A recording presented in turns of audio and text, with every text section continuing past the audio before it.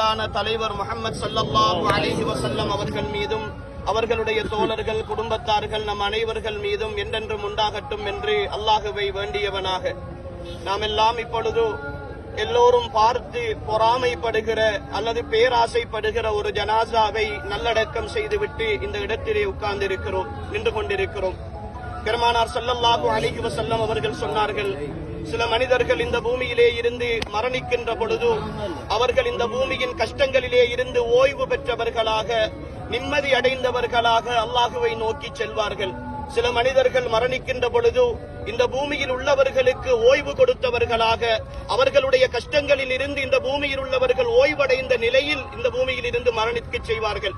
ஆனால் நாம் அடக்கம் செய்திருக்கிற இந்த ஜனாசா உண்மையில் இந்த பூமியில் அல்லாஹுடைய அருளின்பால் அவர் ஓய்வடைந்து இந்த பூமியினுடைய கஷ்டங்களில் இருந்து அல்லாஹுடைய அன்பின்பால் சென்றிருக்கிற ஒரு ஜனாசா. எப்பொழுதுமே திருக்குர்ஆனோடு தொடர்பாக இருந்து அதற்காக பணி செய்து குர்ஆனோடு வாழ்ந்த அஹ்லுல் குர்ஆன் என்று சொல்லக்கூடிய அல்லாஹுக்கு மிக விருப்பமான ஒரு மனிதராக இந்த பூமியில் இருந்து மரணித்து போயிருக்கிற ஒரு ஜனாசாவை ஒரு நல்ல நாளில் ஒரு நல்ல நேரத்தில் நல்லடக்கம் செய்துவிட்டு நாம் எல்லாம் இங்கு பேசிக் கொண்டிருக்கிறோம்.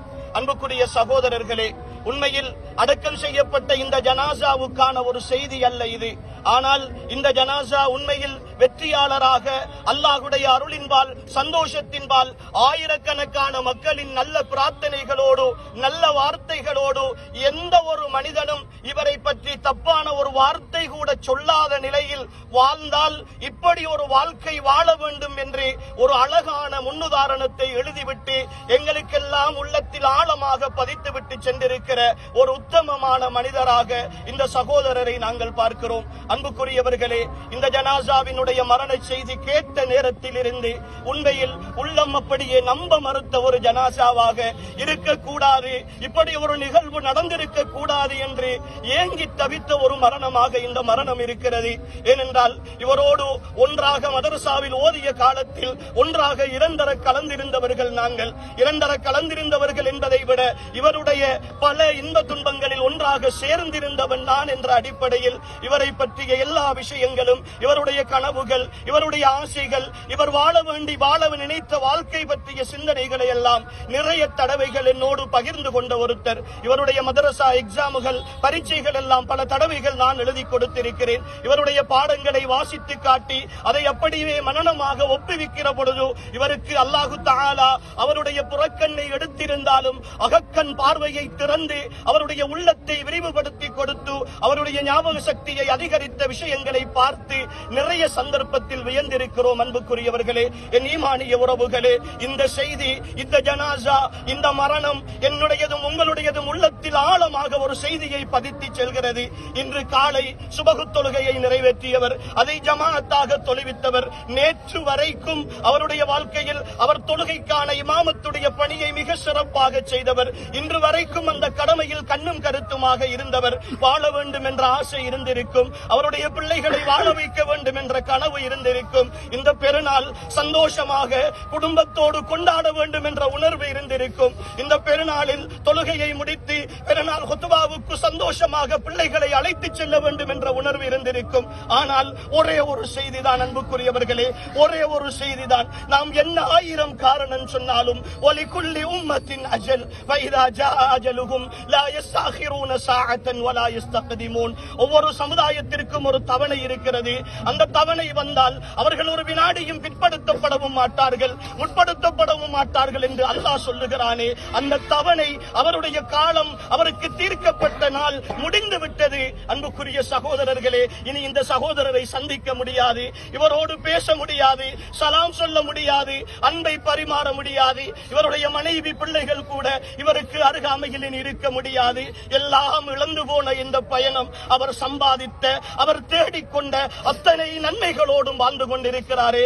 ஈமானிய உறவுகளே, இதோ பேசிக் கொண்டிருக்கிற நான், கேட்டுக்கொண்டிருக்கிற நீங்கள், இந்த கபருடைய வாழ்க்கை, இந்த சந்தர்ப்பம், இப்படியான ஒரு ஜனாசா, இப்படியான ஜனாசாவை நல்லடக்கம் செய்கிற மக்கள், அன்புக்குரியவர்களே, எப்போது வரப்போகிறது?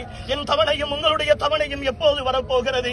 ஏமாற்றுகிறோமே, வட்டிக்கு வாங்குகிறோமே, தொழுகை இல்லாமல் இருக்கிறோமே, இபாதத்துகளில் மோசடி செய்கிறோமே. ரமலான் மாதம் என் வியாபாரம் என் தொழில் என்று அல்லாஹ்வுடைய அழைப்புகளை எல்லாம் புறக்கணித்து விட்டு இந்த பூமியில் நாம் வாழ்ந்து கொண்டிருக்கிறோமே. இந்த உலகமே இலக்கு என்ற பயணத்தில் ஓடிக்கொண்டிருக்கிறோமே. ஈமானிய உறவுகளே, இந்த கபருக்குழிக்குள் என்ன பதில் சொல்ல போகிறோம்? இந்த கபருக்குழிக்கு என்ன பதில் சொல்ல போகிறோம்? எதை சேமித்திருக்கிறோம்? அன்புக்குரியவர்களே, கடைசி ரமலான், இவருக்கு இது கடைசி ரமலான். அவர் நினைத்திருப்பாரா? அவருடைய பிள்ளைகள் நினைத்திருப்பார்களா? அவருடைய பெற்றோர்கள் நினைத்திருப்பார்களா? அவருடைய மனைவி குடும்பத்தினர் கனவு கண்டிருப்பார்களா? இல்லையே. ஆனால் அல்லாஹ் எடுத்துக்கொண்டான் அல்லவா? என் ஈமானிய உறவுகளே, எந்த அமானிதத்தை இந்த பூமியில் அல்லாஹ்வுக்காக நிறைவேற்றி விட்டு காத்திருக்கிறோம் சகோதரர்களே. நான் மௌத்துக்கு தயார், எந்த நேரமும் நான் மௌத்துக்கு தயார் என்று இந்த பூமியில் இருந்து ஓய்வடைந்து போகிற ஆத்மாவாகத்தான் இந்த பூமியில் வாழ்ந்து கொண்டிருக்கிறோமா? அல்லாஹ் சொல்லுகிறானே, குல் இன்னல் மௌத்தல்லதி தஃபிர்ரூன மின்ஹு வ இன்னஹு முலாகீக்கும். எந்த மௌத்தை விட்டு நீங்கள் எல்லாம் விரண்டோடுகிறீர்களோ அந்த மரணம் நிச்சயமாக உங்களை வந்து சந்திக்கும் என்று அல்லாஹ் சொல்லுகிறானே. நான் என் தொழிலுக்காக தொழுகையை பிற்படுத்துகிற நேரம் என் மரணம் வந்துவிட்டால், என் வாகனம் லீசிங்கிலே இருக்கிற பொழுதோ, என் கடை ஓடியிலே இருக்கிற பொழுதோ, நான் லோன் எடுத்து வீடு கட்டி இருக்கிற பொழுதோ, நான் செக்குக்கு ஏமாத்தி பிசினஸ் செய்து கொண்டிருக்கிற பொழுதோ, மோசமான காரியங்களில் ஈடுபட்டுக் கொண்டிருக்கிற பொழுதோ என் மரணம் வந்துவிட்டால், அன்புக்குரியவர்களே, கொஞ்சம் உளம் திறந்து யோசித்து பாருங்களேன். 5 வருடம் 6 வருடம் வங்கியிலே தவணை போட்டு வட்டிக்கு கடன் எடுத்து லீசிங் வாங்குகிறோமே, பினான்ஸ் எடுக்கிறோமே, என்ன நம்பிக்கையோடு செய்கிறோம் சகோதரர்களே? என்ன உறுதியோடு செய்கிறோம்? இந்த வாழ்க்கையை பற்றிய பயம் இல்லையா? இந்த கபருக்குழிக்குள் இதோ சகோதரர்களே, கபருக்குழி 2 தான். இருந்தால் ஒன்று சுவர்க்கத்தின் பூஞ்சோலை, இல்லை என்றால் நரகத்தின் படுகொலி. கொஞ்சம் கண்மூடி யோசியுங்கள் சகோதரர்களே. இந்த இரவு தூங்குகிற நானோ நீங்களோ நாளை காலை இந்த சகோதரனை போல ஜனாசா செய்தியாக கேள்விப்படுகிற ஒரு நிலை இருந்தால் என் கபரு சுவர்க்கத்தின் பூஞ்சோலையாக இருக்குமா, நரக